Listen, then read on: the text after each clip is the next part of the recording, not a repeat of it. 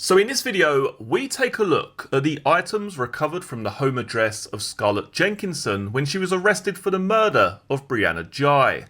We also asked the question, were important items missed during that first police search? So Scarlett Jenkinson, she was arrested the day after Brianna Ghey was murdered. Police arrested Scarlett at her home address at 7:32 p.m. on February 12th. After her arrest, police advised her parents that an officer would need to forensically search the address and they would need to leave. At 9:32 p.m. the house was secured and a scene log was created.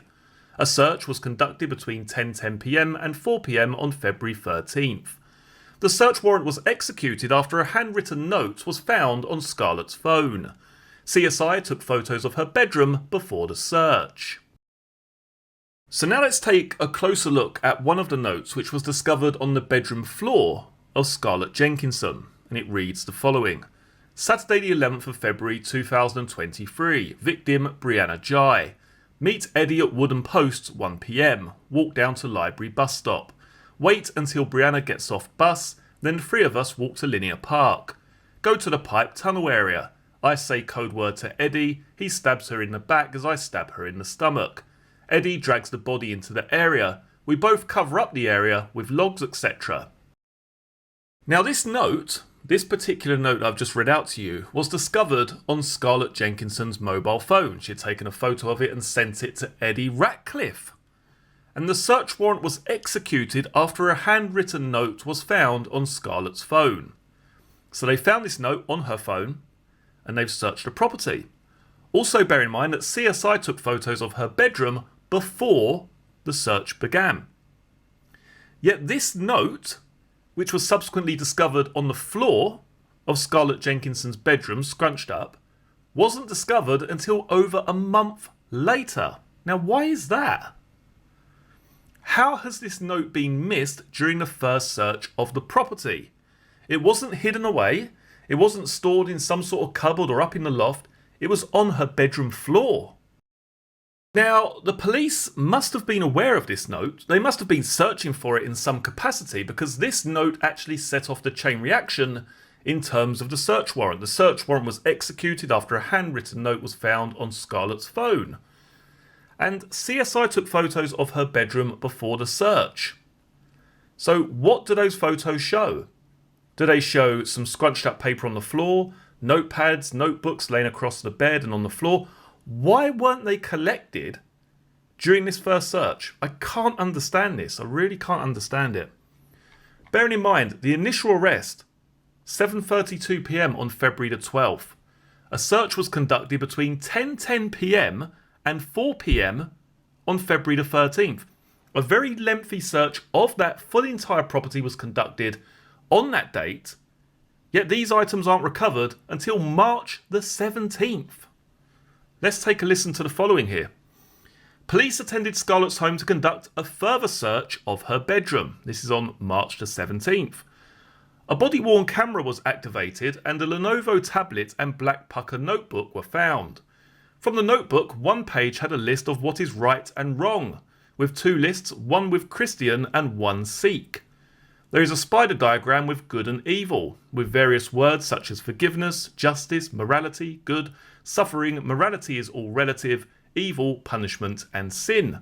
Other pages are headed Valentine's gifts and revision. A small notebook was found on Scarlett's bed. One had a page about favourite films, one had a page on Jeffrey Dahmer and a list of his characteristics and killings. Some notes were found about John Wayne Gacy, the killer clown. Other pages had lists of attributes about other children. One page was headed Potential Threats and People That Need to Go, with a list of initials. There was a page about Eddie Ratcliffe with a list of qualities and attributes, including trustworthy, sociopath, good sense of humour, very smart, genius level. A handwritten note found in a black handbag in a cubbyhole was headed Attitudes to Forgiveness with names. Also recovered was a roll of bin bags on the bed. Now, I was actually in court that day when they were discussing this. And what lends even more credibility to the fact that these items were discovered on the second search over a month later is that I vividly remember them asking Scarlett in court. They said, this roll of bin bags on your bed here on this photograph, were they there when you were living there at the property? And she said, no, I don't think so, no. So those bin bags were obviously put there after her arrest. Therefore, the other items which were recovered and this roll of bin bags being noted on the bed must have taken place after her initial arrest. These are from the second search, over a month later. Why were these items never recovered during the first search? If the note has sprung into action the search warrant, then why have these notes not been found? They weren't, as I say, hidden down the cracks of a bloody floorboard. They're on her floor. Some of the notepads are actually laying on her bed. And some pieces of paper are on the floor, scrunched up on the floor of her bedroom. So as I say, for the life of me, I can't understand why they weren't discovered on the first police search. Also found during this second search is the following. Handwritten notes were found on Scarlett Jenkinson's bedroom floor. One had a page on serial killer facts with a list of facts about serial killers. One page had notes about Harold Shipman, aka the Doctor of Death. And another was about Richard Ramirez, aka the Night Stalker. A photo of a written note was headed, quote, plan.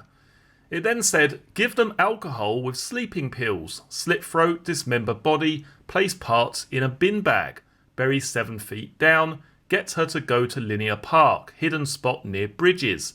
Someone jumps out and restrains her, I kill them. A handwritten note was also found on the Water Street Butcher.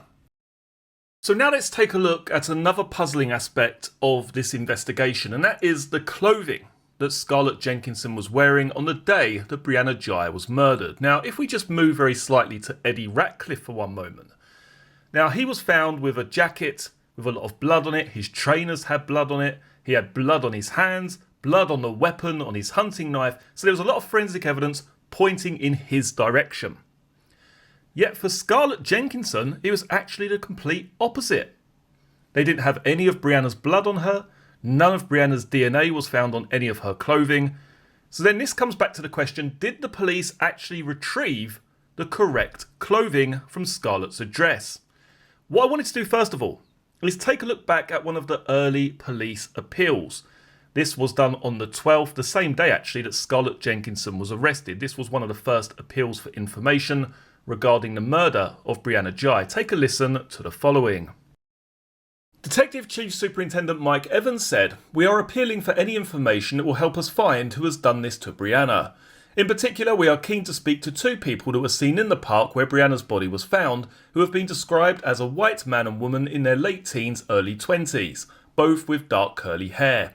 The man was wearing a longish dark hooded coat, and the woman had a distinctive red or purple black checked blanket style coat and a flowing skirt, dress or trousers. So what stands out to me in particular regarding that early public appeal is where it says the following. The woman had a distinctive red or purple black checked blanket style coat and a long flowing skirt, dress or trousers. And in particular, a distinctive red or purple black checked blanket style coat. I mean, you can almost picture that in your own mind, can't you? It's very descriptive how that's written there. You can almost picture what that looks like. However, what was recovered from Scarlett's bedroom was the following. Now, this is the forensic scientists taking the stand in court, where they were asked the following here. The items that were submitted to you were the trainers, the red top, and also a pair of blue leggings and a pair of black leggings.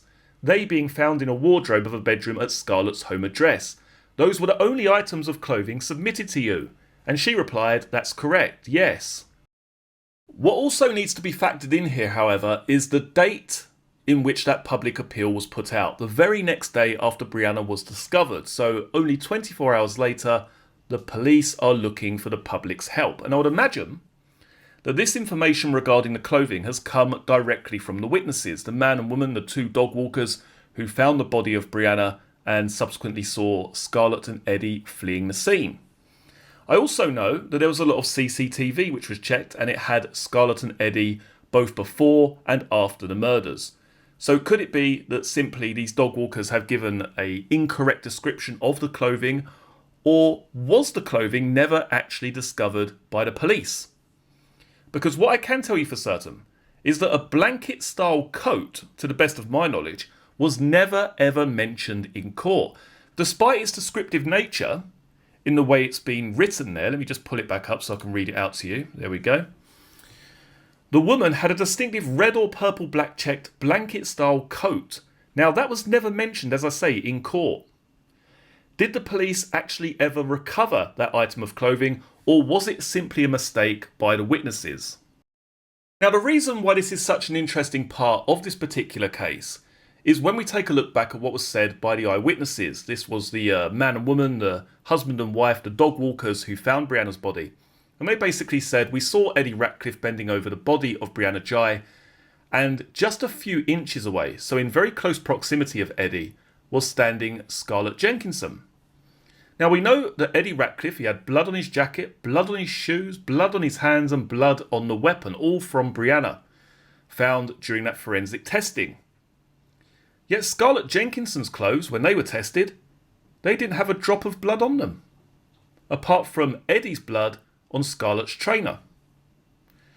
So it leaves the question, doesn't it? Did the police actually recover the correct items of clothing? Where this takes yet another turn is when we take a look at what was said in court. Now, this was the defence for Eddie Ratcliffe, and they basically said, okay, we're going to play the body cam footage of Scarlett Jenkinson's arrest.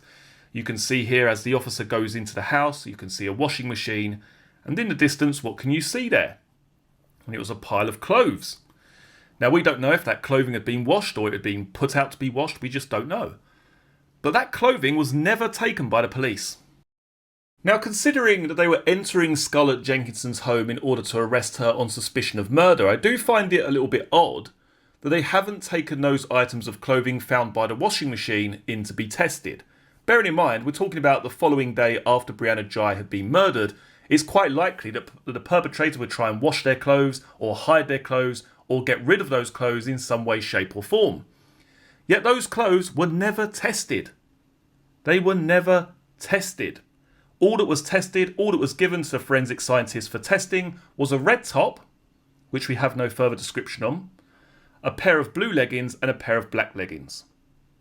We don't have a blanket style purple or red jacket or red coat. That's never been mentioned in the court case.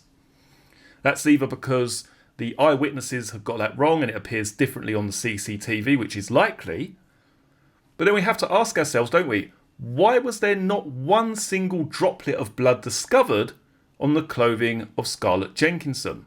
And why were those clothes by the washing machine never taken to be tested? Now, sadly, the issues with the forensic testing do not end here, because it then became apparent in court that one of Eddie Ratcliffe's trainers had not been completely tested. Now, on Eddie Ratcliffe's right trainer was an amount of blood, yet they hadn't tested all of the blood, therefore they couldn't exactly say who that blood belonged to. Now, one of the defence barristers in court said, when we look at all the blood, we don't know whose this blood is, do we? And the forensic scientist said, yes, that's correct. He then replied, it could be Eddie's, or it could be Brianna's, or it could be someone else's. Then she replied, yes, that's possible. She then said it would not be possible to test all of the blood spots due to financial constraints. What exactly does that mean? Due to financial constraints. This is a murder of a 16-year-old child, and you can't test all of the blood spots on a trainer. Now, whose responsibility is this? Is it the government? Is it the police force? Is it the investigation itself? She wasn't allowed to test all of the blood spots on his trainers due to financial constraints. To me, that seems absolutely absurd. A further issue concerning the forensic scientist is that the forensic scientist wasn't given access to the crime scene until 2 days after Brianna Ghey's murder. So bearing in mind, we're talking about an outdoor location here, a location which is exposed to the elements, exposed to potential animals going through the scene or disturbing the scene in some way, shape or form. We're talking about blood which would have dried on leaves and possibly changed shape and characteristics during that time period.